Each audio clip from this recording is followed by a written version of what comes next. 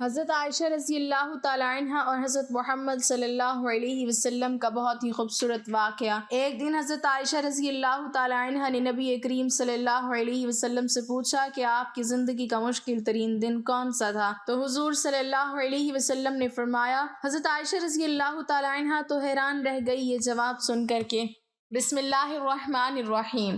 حضرت عائشہ صدیقہ رضی اللہ تعالیٰ عنہ فرماتی ہیں کہ ایک مرتبہ نبی کریم صلی اللہ علیہ وسلم تشریف فرما تھے کہ ہم نے اچانک ایک شور و غل سنا اور ہمیں بچوں کی آوازیں سنائی دیں۔ جب نبی کریم صلی اللہ علیہ وسلم نے اٹھ کر دیکھا تو ایک حبشی عورت بچوں کو عجیب و غریب قسم کے کھیل دکھا رہی تھی اور ساتھ میں ناچ رہی تھی۔ بچے اور دوسرے لوگ اس کے گرد جمع تھے۔ نبی کریم صلی اللہ علیہ وسلم نے حضرت عائشہ صدیقہ رضی اللہ تعالیٰ عنہ سے فرمایا کہ اے عائشہ ادھر آؤ اور دیکھو۔ حضرت عائشہ صدیقہ رضی اللہ تعالیٰ عنہ حضور اکرم صلی اللہ علیہ وسلم کے پاس آئیں اور رسول اللہ صلی اللہ علیہ وسلم کے مبارک کندھے پر اپنا رخسار رکھ کر اس عورت کو دیکھنے لگیں۔ تھوڑی دیر بعد آپ صلی اللہ علیہ وسلم نے حضرت عائشہ صدیقہ رضی اللہ تعالیٰ عنہ سے پوچھا، کیا جی بھر گیا ہے؟ کیا جی بھر گیا ہے؟ تو میں آپ صلی اللہ علیہ وسلم سے یہی کہتی کہ جی نہیں، میں دیکھنا چاہتی ہوں، اور میرا یہ کہنا اس وجہ سے نہیں تھا کہ مجھے اور دیکھنے کا شوق تھا، بلکہ میں تو نبی کریم صلی اللہ علیہ وسلم کے دل میں اپنی محبت اور اپنے مرتبے کا اندازہ لگانا چاہتی تھی کہ آپ صلی اللہ علیہ وسلم کے یہاں میرا کیا درجہ ہے،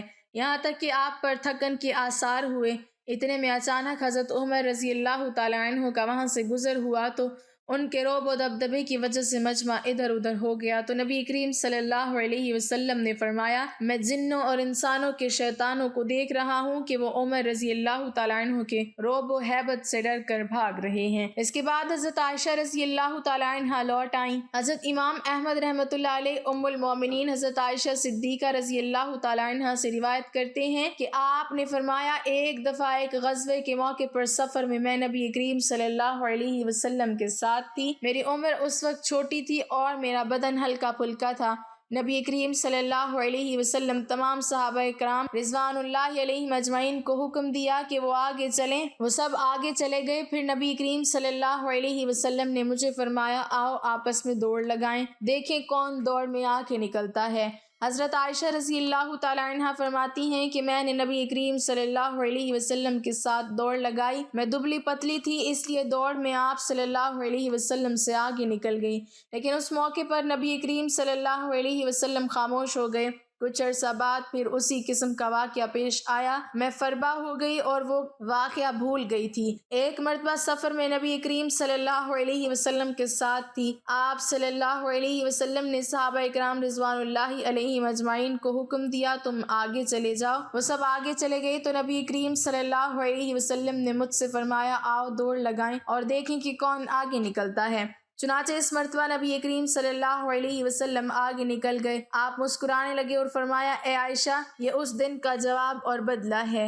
حضور پاک صلی اللہ علیہ وسلم نے فرمایا، والدہ نے 7 دن دودھ پلایا، 8ویں دن دشمن اسلام ابو لہب کی کنیز صوبیہ کو یہ اعزاز حاصل ہوا۔ صوبیہ نے دودھ بھی پلایا اور دیکھ بھال بھی کی۔ یہ چند دن کی دیکھ بھال تھی، یہ چند دن کا دودھ تھا، لیکن ہمارے رسول صلی اللہ علیہ وسلم نے اس احسان کو پوری زندگی یاد رکھا۔ مکہ کا دور تھا تو صوبیہ کو میری ماں کہہ کر پکارتے تھے، ان سے حسن سلوک بھی فرماتے تھے اور ان کی مالی معاونت بھی کرتے۔ مدنی دور آیا تو مدینے سے ابو لہب کی کنیز صوبیہ کے لیے کپڑے اور رقم بھجواتے تھے۔ حضرت حلیمہ سعدیہ رضائی ماں تھیں، یہ ملاقات کے لیے آئیں، دیکھا تو اٹھ کھڑے ہوئے اور میری ماں پکارتے ہوئے ان کی طرف دوڑ پڑے۔ وہ قریب آئیں تو اپنی چادر اتار کر زمین پر بچھا دی، جسے ہم کائنات کی قیمتی ترین متاع سمجھتے ہیں۔ اپنی رضائی ماں کو اس پر بٹھایا، غور سے ان کی بات سنی اور ان کی تمام حاجتیں پوری فرما دیں۔ یہ بھی ذہن میں رہی کہ حضرت حلیمہ سعدیہ رضی اللہ تعالیٰ عنہ نے اسلام قبول نہیں کیا تھا، وہ اپنے پرانے مذہب پر قائم رہی تھیں۔ فتح مکہ کے وقت حضرت حلیمہ کی بہن خدمت میں حاضر ہوئی، ماں کے بارے میں پوچھا، بتایا گیا وہ انتقال فرما چکی ہیں۔ رسول اللہ صلی اللہ علیہ وسلم کی آنکھوں میں آنسو آ گئے، روتے جاتے تھے اور حضرت حلیمہ کو یاد کرتے جاتے تھے۔ رضائی خالہ کو لباس، سواری اور 100 درہم عنایت کیے۔ رضائی بہن شیمہ غزوہ حنین کے قیدیوں میں شریک تھی۔ پتہ چلا تو انہیں بلایا اور اپنی چادر بچھا کر بٹھایا، اپنے ہاں قیام کی دعوت دی۔ حضرت شیمہ نے اپنے قبیلے میں واپس جانے کی خواہش ظاہر کی۔ رضائی بہن کو غلام، لونڈی اور بکریاں دے کر روانہ کر دیا۔ بعد ازاں اسلام لے آئیں۔ جنگ بدر کے قیدیوں میں پڑھے لکھے کفار بھی شامل تھے۔ ان کافروں کو مسلمانوں کو پڑھانے لکھانے اور سکھانے کے عوض رہا کیا گیا۔ حضرت زید بن ثابت رضی اللہ تعالیٰ عنہ کو عبرانی سیکھنے کا حکم دیا۔ آپ رضی اللہ تعالیٰ عنہ نے عبرانی زبان سیکھی اور یہ اس زبان میں یہودیوں سے خط و کتابت کرتے رہے۔ کافروں کا ایک شاعر تھا سہیل بن عمرو، یہ رسول اللہ صلی اللہ علیہ وسلم کے خلاف اشتعال انگیز تقریریں بھی کرتا تھا اور توہین آمیز شعر بھی کہتا تھا۔ یہ جنگ بدر میں گرفتار ہوا۔ سہیل بن عمرو کو بارگاہ رسالت میں حاضر کیا گیا۔ حضرت عمر رضی اللہ تعالیٰ عنہ نے تجویز دی، میں اس کے 2 نچلے دانت نکال دیتا ہوں، یہ اس کے بعد شعر نہیں پڑھ سکے گا۔ تڑپ کر فرمایا، میں اگر اس کے اعضاء بگاڑوں گا تو اللہ میرے اعضاء بھی بگاڑ دے گا۔ سہیل بن عمرو نے نرمی کا دریا بہتے دیکھا تو عرض کیا، مجھے فدیہ کے بغیر رہا کر دیا جائے گا؟ اس سے پوچھا گیا کیوں؟ سہیل بن عمرو نے جواب دیا کہ میری 5 بیٹیاں ہیں، میرے علاوہ ان کا کوئی سہارا نہیں۔ رحمت للعالمین صلی اللہ علیہ وسلم کی غیرت نے گوارا نہ کیا یہ 5 بچیوں کے کفیل کو قید میں رکھیں یا پھر اس کے 2 دانت توڑ دیں۔ غزوہ خندق کا واقعہ ملاحظہ کیجیے۔ عمرو بن عبدود مشرک بھی تھا، ظالم بھی اور کفار کی طرف سے مدینہ پر حملہ آور بھی۔ جنگ کے دوران عمرو بن عبدود مارا گیا، اس کی لاش تڑپ کر خندق میں گر گئی۔ کفار اس کی لاش نکالنا چاہتے تھے لیکن انہیں خطرہ تھا مسلمان ان پر تیر برسا دیں گے۔ کفار نے اپنا سفیر بھجوایا۔ سفیر نے لاش نکالنے کے عوض 10,000 دینار دینے کی پیشکش کی۔ آپ صلی اللہ علیہ وسلم نے فرمایا، میں مردہ فروش نہیں ہوں، ہم لاشوں کا سودا نہیں کرتے، یہ ہمارے لیے جائز نہیں۔ کفار کو عمرو بن عبدود کی لاش اٹھانے کی اجازت دے دی۔ خیبر کا قلعہ فتح ہوا تو یہودیوں کی عبادت گاہوں میں تورات کے نسخے پڑے تھے۔ تورات کے سارے نسخے اکٹھے کروائے اور نہایت ادب کے ساتھ یہ نسخے یہودیوں کو پہنچا دیے، اور خیبر سے واپسی پر فجر کی نماز کے لیے جگانے کی ذمہ داری حضرت بلال رضی اللہ تعالیٰ عنہ کو سونپی گئی۔ حضرت بلال رضی اللہ تعالیٰ عنہ کی آنکھ لگ گئی، سورج نکل آیا تو قافلے کی آنکھ کھلی۔ رسول اللہ صلی اللہ علیہ وسلم نے حضرت بلال رضی اللہ تعالیٰ عنہ سے فرمایا، بلال آپ نے یہ کیا کیا؟ حضرت بلال رضی اللہ تعالیٰ عنہ نے عرض کیا، یا رسول اللہ صلی اللہ علیہ وسلم، جس ذات نے آپ صلی اللہ علیہ وسلم کو سلایا اس نے مجھے بھی سلا دیا۔ تبسم فرمایا اور حکم دیا، تم اذان دو۔ اذان دی گئی۔ آپ صلی اللہ علیہ وسلم نے نماز ادا کروائی اور پھر فرمایا، تم جب نماز بھول جاؤ تو پھر جس وقت یاد آئے اسی وقت پڑھ لو، یہ ہے شریعت۔ حضرت حذیفہ بن یمان رضی اللہ تعالیٰ عنہ سفر کر رہے تھے۔ کفار جنگ بدر کے لیے مکہ سے نکلے۔ کفار نے راستے میں حضرت حذیفہ رضی اللہ تعالیٰ عنہ کو گرفتار کر لیا۔ آپ سے پوچھا گیا، آپ کہاں جا رہے ہیں؟ حضرت حذیفہ رضی اللہ تعالیٰ عنہ نے عرض کیا، مدینہ منورہ۔ کفار نے ان سے کہا، اگر آپ وعدہ کرو آپ جنگ میں شریک نہیں ہوں گے تو ہم آپ کو چھوڑ دیتے ہیں۔ حضرت حذیفہ رضی اللہ تعالیٰ عنہ نے وعدہ کر لیا۔ یہ اس کے بعد سیدھے مسلمانوں کے لشکر میں پہنچ گئے۔ مسلمانوں کو اس وقت مجاہدین کی ضرورت بھی تھی، جانوروں کی بھی، ہتھیاروں کی بھی، لیکن جب حضرت حذیفہ رضی اللہ تعالیٰ عنہ کے وعدے کے بارے میں علم ہوا تو مدینہ بھجوا دیا گیا اور فرمایا، ہم کافروں سے معاہدے پورے کرتے ہیں اور ان کے مقابلے میں صرف اللہ تعالیٰ سے مدد چاہتے ہیں۔ نجران کی عیسائیوں کو 14 رکنی وفد مدینہ آیا۔ رسول اللہ صلی اللہ علیہ وسلم نے عیسائی پادریوں کو نہ صرف ان کے روایتی لباس میں قبول فرمایا بلکہ انہیں مسجد نبوی میں بھی ٹھہرایا اور ان کو ان کے عقیدے کے مطابق عبادت کرنے کی اجازت بھی دی۔ یہ عیسائی وفد جتنا عرصہ مدینہ منورہ میں رہا، یہ مسجد نبوی صلی اللہ علیہ وسلم میں مقیم رہا اور مشرق کی طرف منہ کر کے عبادت کرتا رہا۔ حضرت سعد بن عبادہ رضی اللہ تعالیٰ عنہ نے فتح مکہ کے وقت مدنی ریاست کا جھنڈا اٹھا رکھا تھا۔ یہ مکہ میں داخل ہوتے وقت جذباتی ہو گئے اور انہوں نے حضرت ابو سفیان رضی اللہ تعالیٰ عنہ سے فرمایا، آج لڑائی کا دن ہے، آج کفار سے جی بھر کے انتقام لیا جائے گا۔ آپ صلی اللہ علیہ وسلم نے سنا تو ناراض ہو گئے، ان کے ہاتھ سے جھنڈا لیا، ان کے بیٹے قیس رضی اللہ تعالیٰ عنہ کے سپرد کیا اور فرمایا، نہیں، آج لڑائی نہیں، رحمت اور معاف کرنے کا دن ہے۔ مدینے میں تھے تو مکہ میں قحط پڑ گیا۔ مدینہ سے رقم جمع کی، خوراک اور کپڑے اکٹھے کیے اور یہ سامان مکہ بھجوایا اور ساتھ ہی اپنے اتحادی قبائل کو ہدایت کی، مکہ کے لوگوں پر برا وقت ہے، آپ لوگ ان سے تجارت ختم نہ کریں۔ مدینہ کے یہودی اکثر مسلمانوں سے یہ بحث چھیڑ دیتے تھے کہ نبی کریم صلی اللہ علیہ وسلم فضیلت میں بلند ہیں یا حضرت موسیٰ علیہ السلام۔ یہ معاملہ جب بھی دربار رسالت میں پیش ہوتا تو رسول اللہ صلی اللہ علیہ وسلم مسلمانوں سے فرماتے آپ لوگ اس بحث سے پرہیز کیا کریں۔ ثمامہ بن عسال نے رسول اللہ صلی اللہ علیہ وسلم کو قتل کرنے کا اعلان کر رکھا تھا۔ یہ گرفتار ہو گیا، اسلام قبول کرنے کی دعوت دی، اس نے انکار کر دیا۔ یہ 3 دن قید میں رہا، اسے 3 دن دعوت دی جاتی رہی، یہ مذہب بدلنے پر تیار نہ ہوا تو اسے چھوڑ دیا گیا۔ اس نے راستے میں غسل کیا، نیا لباس پہنا، واپس آیا اور دست مبارک پر بیعت کر لی۔ ابو العاص بن ربی آپ صلی اللہ علیہ وسلم کے داماد تھے۔ رسول اللہ صلی اللہ علیہ وسلم کی صاحبزادی حضرت زینب رضی اللہ تعالیٰ عنہ ان کے نگاہ میں تھیں۔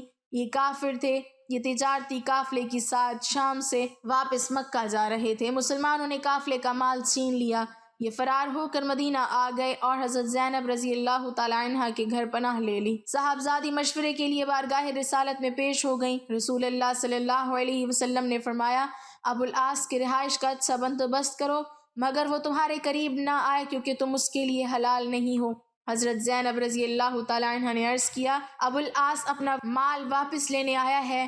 مال چھیننے والوں کو بلایا اور فرمایا یہ مال غنیمت ہے اور تم اس کے حقدار ہو، لیکن اگر تم مہربانی کر کے ابو العاص کا مال واپس کر دو تو اللہ تبارک و تعالیٰ تمہیں اجر دے گا۔ صحابہ اکرام نے مال فوراً واپس کر دیا۔ قریش مکہ کی جانب سے اسلام کی دعوت کو ٹھکرانے اور اس کی راہ میں رکاوٹیں حائل کرنے کے بعد حضرت محمد صلی اللہ علیہ وسلم نے مکہ کے علاوہ دیگر مقامات میں دعوت دی، دعوت دین حق پھیلانے پر غور کیا، اور اس مقصد کے لیے ان کا پہلا انتخاب مکہ کا قریبی شہر طائف تھا۔ آپ صلی اللہ علیہ وسلم نے بعثت کے 10ویں سال طائف کا سفر کیا جو سفر طائف کہلاتا ہے۔ 10 سال مکے میں دین حق کی دعوت دینے کے باوجود بے جا مخالفت اور قریش کا ستم ظریفیاں حضرت محمد صلی اللہ علیہ وسلم اور مسلمانوں کی راہ میں بدستور حائل تھیں۔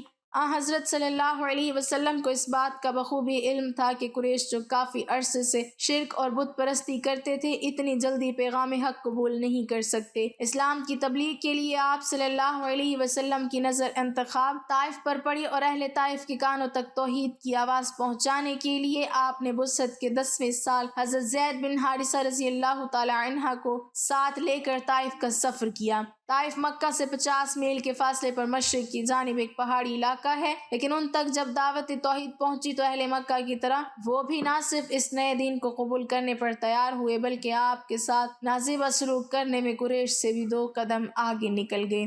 آپ صلی اللہ علیہ وسلم وہاں بنو ثقیف کے 3 معزز لوگ عبد، مسعود اور حبیب جو تینوں بھائی تھے اور عمرو بن عمیر بن عوف کے لڑکے تھے ان سے ملے، لیکن انہوں نے نہایت بے رخی اور بد اخلاقی کا ثبوت دیا اور ہر طرح آپ صلی اللہ علیہ وسلم کے ساتھ نازیبہ سلوک کیا، اور آوارہ لڑکوں کو آپ صلی اللہ علیہ وسلم کے پیچھے لگا دیا جنہوں نے آپ صلی اللہ علیہ وسلم کو پتھر مار مار کر زخمی کر دیا، حتیٰ کہ آپ کے نالین مبارک لہو سے بھر گئے۔ ابن حشام بیان کرتے ہیں کہ زخموں سے چور جب حضور اکرم صلی اللہ علیہ وسلم اور حضرت زید رضی اللہ تعالی عنہ ایک باغ میں پناہ گزین تھے تو عتبہ نے انگوروں کا ایک خوشہ اپنے غلام اداس سے بھجوایا۔ حضور صلی اللہ علیہ وسلم نے بسم اللہ الرحمن الرحیم کہہ کر منہ میں رکھا۔ اداس نے حیرت سے کہا یہ کلام تو یہاں کے باشندے نہیں بولتے۔ حضور صلی اللہ علیہ وسلم نے اداس سے پوچھا کہ تم کہاں کے ہو اور کس مذہب سے تعلق رکھتے ہو؟ اس نے عرض کیا میں مسیحی ہوں اور نینوا کا رہنے والا ہوں۔ آپ نے اسے اسلام کی دعوت دی اور وہ مسلمان ہو گیا۔ اسی سفر سے واپسی پر جنوں کی ایک جماعت نے اسلام قبول کیا۔ سفر طائف آپ صلی اللہ علیہ وسلم کی حیات طیبہ کے ایک اہم واقعہ ہی نہیں بلکہ ایک انقلابی موڑ بھی ہے۔ اس سفر ہی میں طائف کے لوگوں نے اعلان حق قبول نہ کیا اور زخموں سے چور کر دیا۔ دوسری طرف ایک غلام نے اسلام قبول کیا۔ طائف کا سفر رسول اللہ صلی اللہ علیہ وسلم کے لیے ذاتی اعتبار سے امتحان اور آزمائش ہے، اسی لیے حضور اکرم صلی اللہ علیہ وسلم نے اسے غزوہ احد سے زیادہ سخت دن قرار دیا ہے۔ حضرت عائشہ صدیقہ رضی اللہ تعالی عنہ نے ایک دن رسول اللہ صلی اللہ علیہ وسلم سے پوچھا زندگی کا مشکل ترین دن کون سا تھا؟ فرمایا وہ دن جب میں طائف گیا اور لوگوں نے شہر کے بچے جمع کر کے مجھ پر پتھر برسائے، میں اس دن کی سختی نہیں بھول سکتا۔ اللہ پاک ہمیں دین حق پر چلنے کی توفیق عطا فرمائے اور ہمارا خاتمہ ایمان پر فرمائے، آمین۔ ناظرین کمنٹ باکس میں اللہ تعالیٰ کے 99 ناموں میں سے ایک نام ضرور ٹائپ کریں۔